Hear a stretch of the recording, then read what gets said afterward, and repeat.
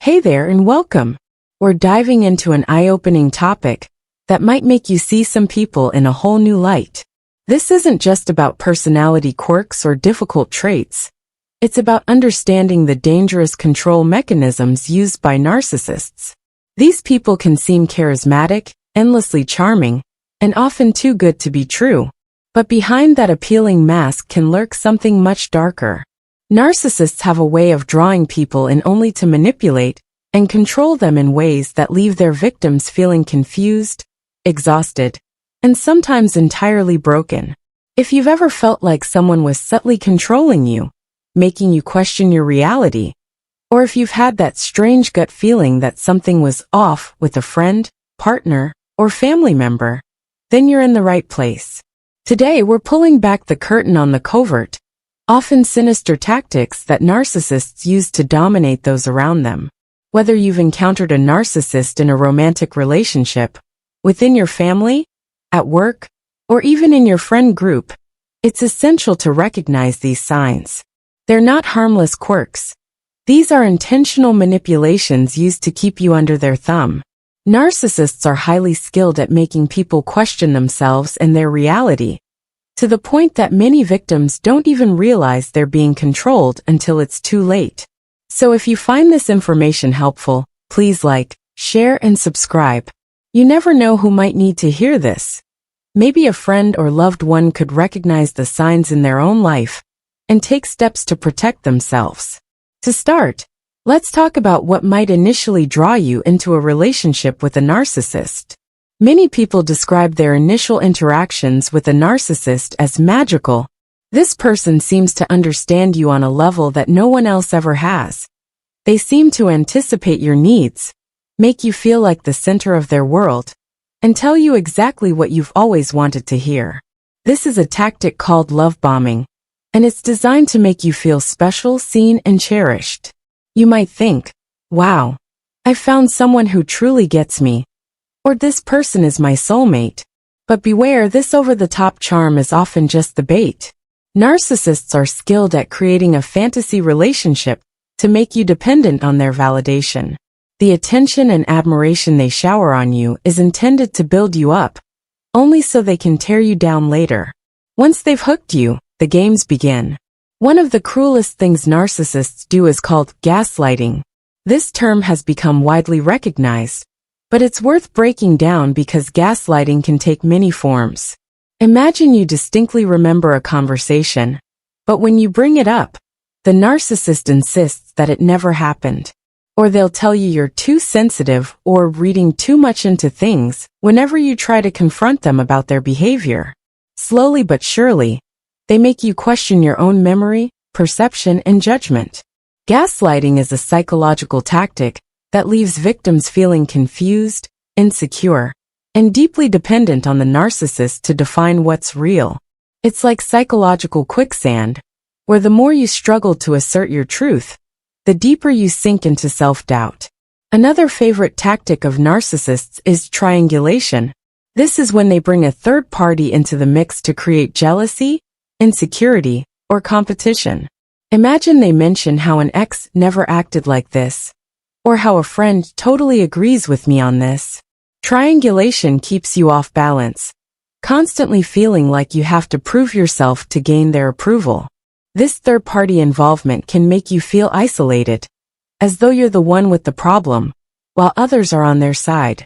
Triangulation is especially harmful because it erodes trust not only in your relationship with the narcissist, but in your relationship with others, leaving you feeling isolated and constantly seeking their validation. Now let's talk about withholding, another insidious tactic. A narcissist may withhold affection, attention, or communication as a form of silent punishment.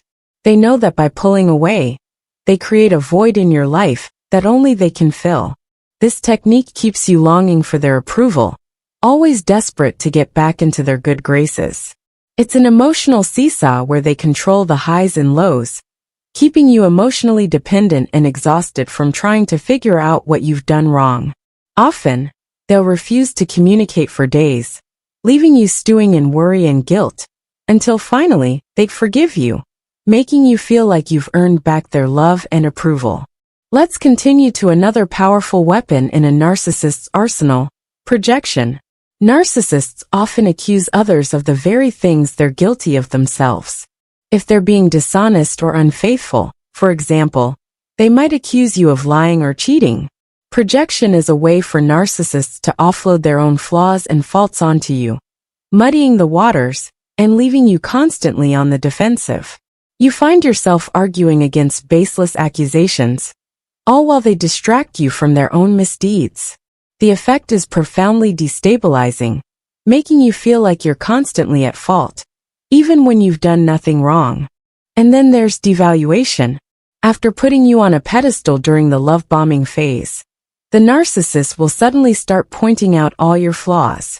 They may criticize things they once praised, such as your appearance, your career, or your intelligence. The devaluation process is designed to chip away at your self-esteem, making you feel small and unworthy. You start to wonder if maybe you aren't as smart, attractive, or capable as you thought. This self-doubt creates a dependency where you seek their validation just to feel good about yourself. They tear you down bit by bit until you're a shadow of who you used to be, constantly looking to them for reassurance. Are you still with me? Let's talk about future faking, a tactic that keeps you hooked with the promise of a better future that never comes. Narcissists are masters at making grand promises they never intend to fulfill. They'll tell you, "We're going to get married someday," or "I'll take you on that dream vacation," or "Things will be better after this project is finished." These promises keep you invested, always waiting for a payoff that's just around the corner. Future faking plays on your hopes and dreams, keeping you stuck in a relationship by making you believe in a better future that will never materialize. Then there's blame shifting. Narcissists will find a way to make everything your fault. Did they forget an important event? It's because you didn't remind them. Are they in a bad mood? It's because you did something to upset them. Blame shifting is exhausting because it puts the burden of the relationship squarely on your shoulders. You end up constantly apologizing, adjusting, and trying to prevent their next outburst, even though nothing you do will ever be enough. This tactic keeps you walking on eggshells, always trying to avoid triggering their anger or disappointment, even though they will inevitably find something to blame you for. Great to see you all again on the open channel for Narcissists. If you're visiting for the first time, thank you so much. I hope you're having a great day. Don't forget to click the subscribe button and turn on alerts so you don't miss any of our new content. Today we're going to talk about a pretty broad topic that includes religion, relationships, and mental health. Get ready, because we're going to talk about why Christians sometimes end up with hidden narcissists and how they can start to get away from them. A lot of people may not even be aware that they are going through a tough situation. Christians can find it hard to navigate relationships, especially when they involve someone who manipulates and emotionally abuses others without being noticed. This is often called hidden narcissism. When someone hears the word narcissist, they may think of an overt narcissist. They are not the same thing. They're not always the loud, cocky, or completely self-centered types. Instead, they are more quiet and sneaky. And they often hide the fact that they are manipulating others by making them feel bad, accusing them, or even talking about spiritual things. Because of this, it's especially hard for Christians to see them for what they are. That's why so many people get stuck in these unhealthy relationships, sometimes for years.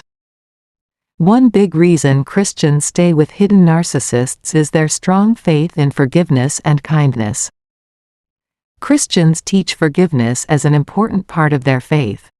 Which is great, but it can also be harmful in some situations. With forgiveness as a tool, covert narcissists can keep their victims from taking responsibility for their actions without feeling guilty. They could take advantage of a Christian's desire to follow Jesus' teachings about loving others no matter what, not getting angry, and giving endless forgiveness.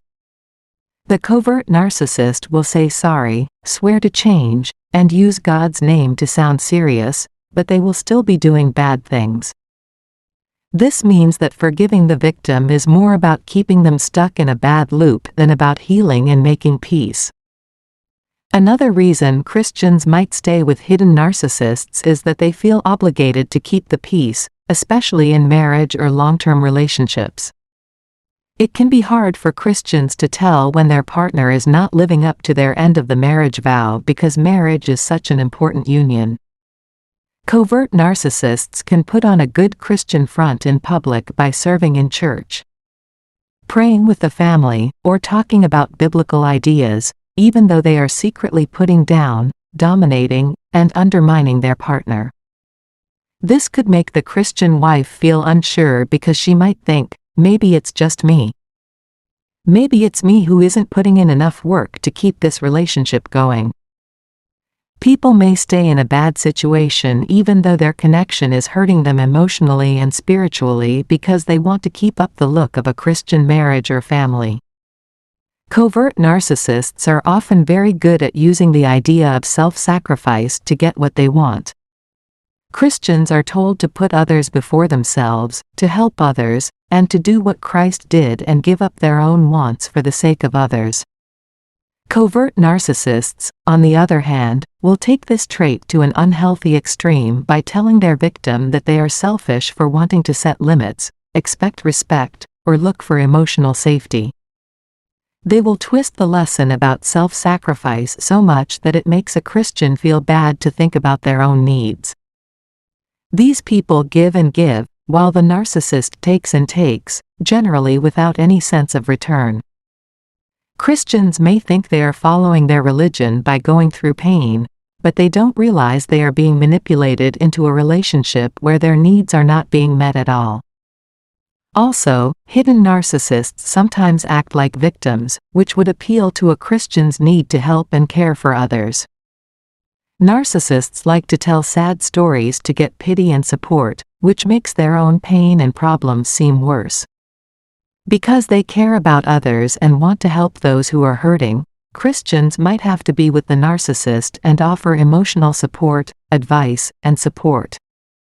The narcissist, on the other hand, doesn't really want to change their behavior or situation for the better. Instead, they thrive on the attention and approval they get from always being the wounded one in the mix. Christians think that if they love the narcissist enough, show enough kindness, or pray enough, they will be able to save this person and help them heal. Narcissists, on the other hand, rarely ever want to make things better. They are most interested in staying in charge, so making others think they are victims is the perfect way for them to keep controlling others. A lot of Christians also find it hard to end a relationship because they think it's against their faith. This is especially clear in places like churches and towns where divorce and separation are strongly looked down upon or where toughing it out in a bad marriage is emphasized. If you end the friendship, it could be seen as giving up or even worse, going against God's will. The hidden narcissist may even use spiritual language